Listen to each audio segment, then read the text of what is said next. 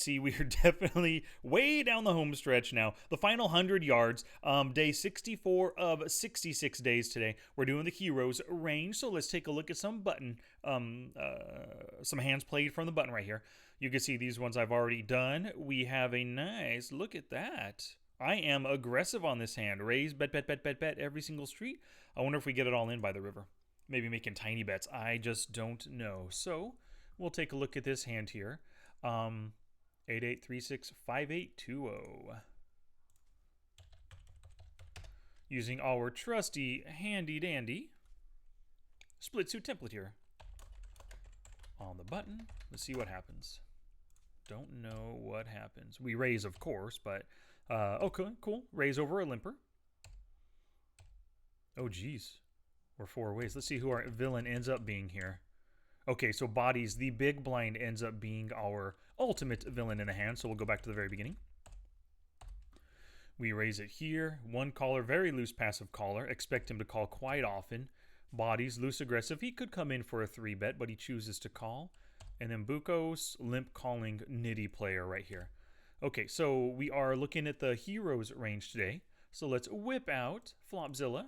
Take a look at my range for when I'm opening on the button, especially when I'm coming over the top of what I expect is often going to be limp folding right here, especially if I made it $1, but maybe just a 75 cents. I'm getting called a lot, but he's kind of a nitty player. Doesn't like to play too many hands, but we can definitely expect a call here and a call or a 3-bet from this guy. He's so loose aggressive here. So I'm thinking that I'm going to have a decently wide range right here, especially given that you know, I'm isolating over one player, maybe hoping they both fold and just he calls. So I like going every king. I like going down as far as queen 7. Yeah, 10-7 I'll open raise. I don't often open raise here. Let's remove some of this stuff. If I'm coming in with a lot of this stuff, I might be limping behind. Maybe limping behind. But I don't see myself often raising this kind of stuff. Just to try to isolate a player. 9-8, maybe 10-9. Excuse me, maybe 10-9 I'll come in with an ISO raise. All of the broadways, all the offsuit ace is good. Now, am I ISOing here? Maybe not. I'm ISOing every single pair. Occasionally, I'll limp behind with deuces through 5s, but sometimes ISO as well. 6, 5, 8, 6, 10, 7. Well, if I got the 10-7, we'll do the jack 7. We'll do all the 7s here. Queen. This feels like a pretty good range, 35% what I'm using at this point. 470 combos.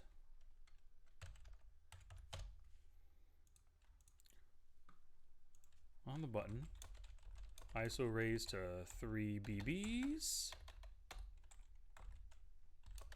SB, BB, and limper call. So we're 4-way to the flop right here.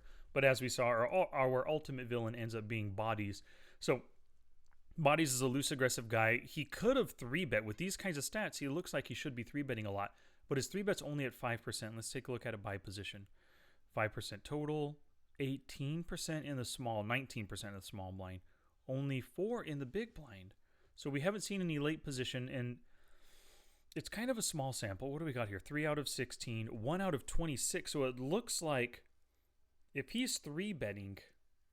He's 3-betting for value out of the big blind. He treats the small blind as because it's got the worst position. Maybe he thinks it looks really scary.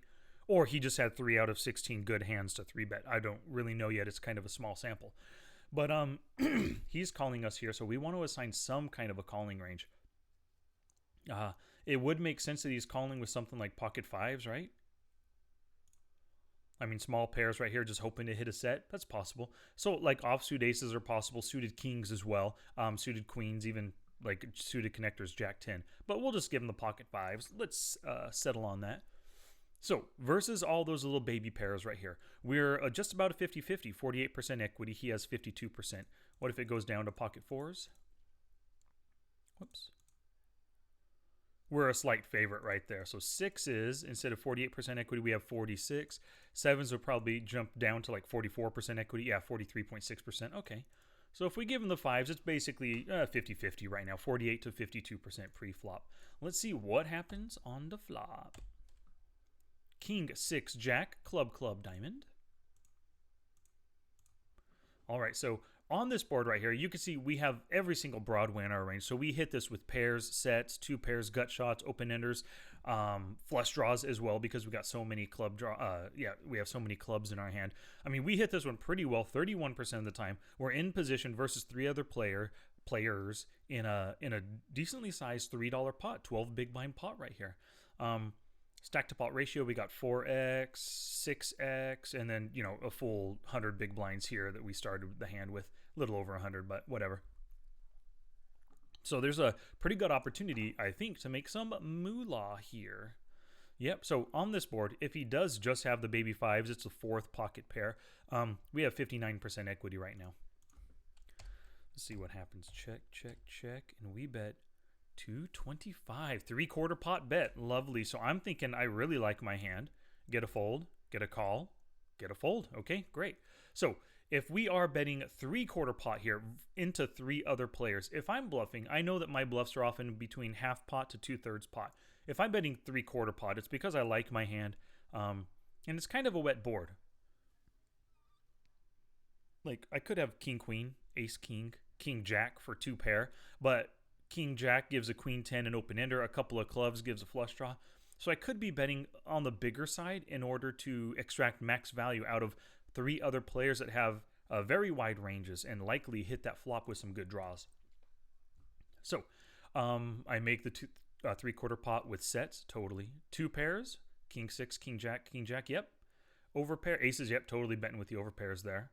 What is this, top pair, all the random top pairs? Yeah, you know, I actually like all of these for the 3/4 pot bet. And then if I get called by somebody, I can tone it down, pot control, or make smaller bets based on the future cards that come if I get called here, which I did. But, I mean, I could make this initial bet with all the top pair hands. Pocket pairs below, sure, I can do that, definitely. Normally, though, like I said, it's half pot to 2/3 pot is what I'm betting right there. Hey, Profish Poker. Hey, Dennis, what's going on, buddy? Long time no see. Thanks for joining on the Twitch stream here. Yeah, so pocket pairs below top pair. I could be making one street this kind of bet right here to see what happens. Maybe getting club draws to try to fold, open enders, gut shots to fold, that kind of a thing. Mid pairs. I don't like those for making such a big bet, 3/4 pot. I'm often making half pot to 2/3, just knowing myself, not betting as big with the mid pairs. Weak pairs here. Random sixes, not making that big of a bet. Ace highs. Now, some of these have draws, so we'll put them in draws down here. We're not going to include just all ace high hands.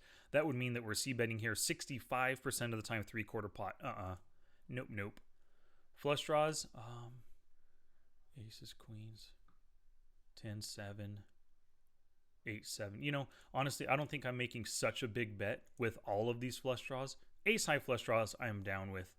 Queen jack is a pair plus a flush, yes. Open ender plus a flush draw. Queen 9 gutter plus flush, yes. Queen 8 doesn't have a backup draw. Queen 7 doesn't either. I don't like these ones as 3/4 pot bets. I would normally not do that. Jack 10, possible. Jack 9, no. 10-9. Actually, no. Actually, come to think of it, because they do have a pair, I could be making that size bet. Because not only can I hit a club, I can also hit a 7 for a 2 pair, another jack for trips. So I could be making that right there. Kind of a semi-bluff, you know, have a decent hand with some showdown equity. I don't mind if they fold if I just have second pair and a flush draw either. 10-9 with a gut shot plus a flush draw? Yeah. 10-8? Nah, I don't like it. I wouldn't often be making that. I wouldn't make that either, to be honest. 9-8, no. 9-7, 8-7, no. So I cut out some of the flush draws right here, just to the better flush draws, pair plus flush draw and open ender plus flush draw kind of stuff. Open ender straight draws, yes, I like those for making 3/4 pot bet. Gut shots. Some of these gut shots are up here in that realm. Let's take a look.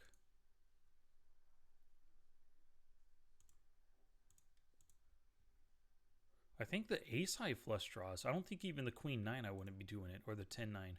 Yeah, so the gut shots that I'm making this 3/4 pot bet with are the ace high ones, the better ones that still have an ace as an out too, 3 aces for the out.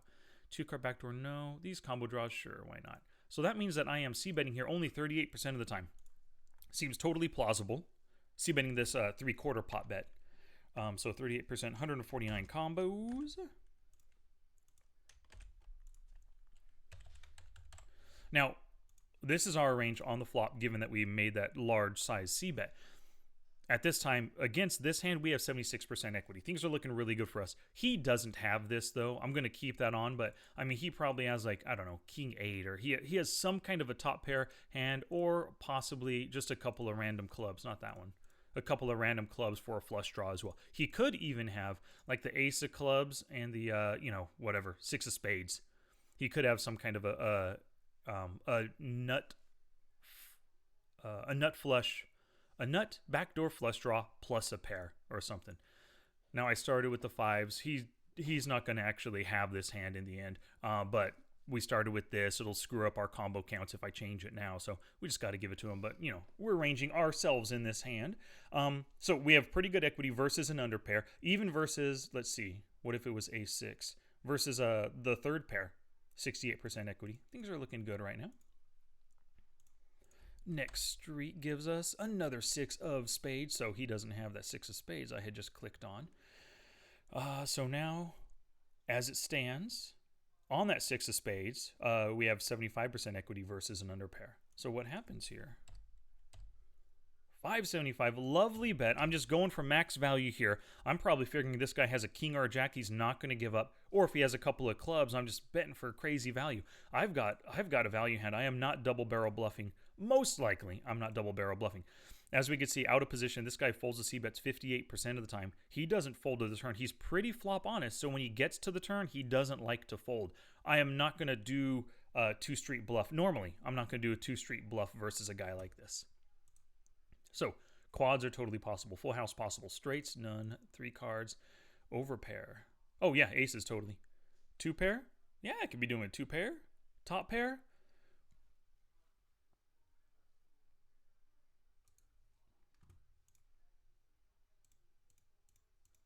I really doubt I'd be making such a good size bet.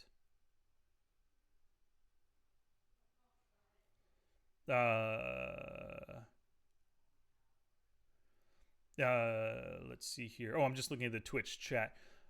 Yep, you're right, Dennis. Be careful not to be too obvious which bet sizes being dependent on hand strength. You're right about that. I just know myself, and one of the reasons why I do this hand reading is to notice patterns about myself. And I know that 3/4 pot bets on 2 different streets equal a strong hand. Occasionally bluffs, but really, for the most part, not bluffs against guys who don't want to fold. This guy is flop honest, and then he doesn't fold to the turn, so I'm not going to double barrel such a big sizing against him.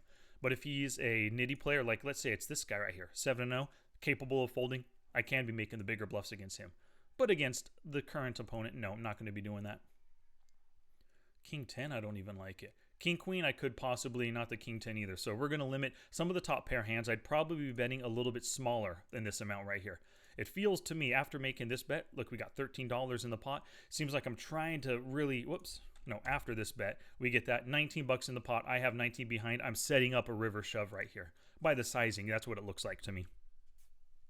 And one of the great things about the micro stakes is, sure, some opponents can see the sizing and see what I'm doing, but quite often they're not going to realize that your opponents aren't always at the micro stakes going to be thinking, hey, the pot is going to be 19. He only has 19. He's setting up a river shove. Not all opponents are going to be thinking that. So I'm basically just betting big for value against a guy who I think is going to be calling me for value. Oh, so let's see. Quad, overpair. Some of those top pairs, yep, just keeping the best ones. I don't think a flush draw. I don't think I'm double barreling like I said. He's not folding. So why not just check behind to realize my equity? If I have a flush draw or if I'm open-ended with a queen 10, I bet he check raise shoves. It's kind of a tough call, assuming that I'm beat when he makes that kind of play, you know. So really, I'm giving myself, by the line I'm taking, I've got a value hand. Most likely, I'm going to be surprised against an opponent who doesn't fold. I'm going to be surprised if I come in with any bluffs here. So this is going to be my range, 33% of the prior street. Looks like 48 combos. Wow. So based on my betting pattern here on the flop turn, I've got a value hand. Yep, going for max value against the guy. 7 of spades hits. What does that do to equities? Now, let's say he doesn't have the 5s. Let's say he does have a random king. We'll give him king 10, let's just say. Oh yeah, because we have top pair or better, our king queens definitely outkick the 10. So yeah, I'm just going for max value here. I don't think he has anything that can beat me at this point with the way he's check called 2 streets versus big bets. That doesn't complete any draws, so I'm not worried at all. Oh yeah, sure. Pocket sevens that were unbelieving now hit a full house, but and the chances of that are that's possible. $9 now betting less than half pot. See, that still really feels like a value bet for me because the 7 does not hit anything in his range. The only thing that helps is pocket sevens or a 6-7 that stayed in, hit trips, and backdoored a full house. 6-7 and pocket sevens are it. So I'm probably betting here to get any random king or jack to just call. And so I'm making it less than a half pot bet now, sizing it down to get value out of somebody who I think is going to fold to a triple barrel, to a big triple barrel. The sizing I use on the flop and turn, if I continue that on the river, he's only calling with really strong hands. I put him on weaker hands here, so I'm making this bet. So what hands are making this value, total value bet? Quads, yep. Full house, yep. No straights. Over pairs? I'm not really scared of anything. I think he could call me down with a king or a jack. I should be betting my overpair pocket aces. I really should. Good 2 pairs. King jacks. Yep, I should be betting. Top pair hands. King queen or ace king. Like I said, he could be calling with a king 10, even a jack 9, a jack 10 that just doesn't believe that I have anything. Yeah, I think I should be betting with those top pair hands. So really, I'm betting for value on this river with 100% of my turn range because I narrowed myself so well from the flop to the turn with that double barrel. I've just strictly got a value range, and it's all top pair hands because he can call with worse. So let's see what he ends up having here. He calls. King 6, lovely. That is in our range, right? Yep. King 6, so flop in 2 pair, turn in the full house, going for max value as you can see. And a king queen, great. So even so he called with a king queen there. Even if we were betting our top pair hands, you could see 12 of those combos we're chopping with the other king queens. But our other 12 combos, ace king, we're beating right now. So really, this value bet was a good one. I don't know that he would have called. It's possible he might have called a $12 bet. He might have called a full shove. I don't know. I bet smaller just to go for value to get called by a king, and it worked. I got called by the king. I bet a $10 bet I bet I could have squeaked out another $10 or even $11. Yeah, another 4 or 8 big blinds from the guy. He might have folded to a shove though, with just a weak king. Because my line looks like it could be ace king the whole way because I raise. It could be pocket aces, could be pocket kings for a set. He could probably find a fold to a bigger bet. Alrighty, y'all. Thank you very much for watching. I really enjoyed that hand. I enjoy seeing myself go for max value and kind of get that max value, of course. So come back next time. Let me see here. 100%, 48 combos still. Yeah, come back next time for day 65 of 66 days in a row. We are almost done with this hand reading 66-day challenge. Peace out, y'all.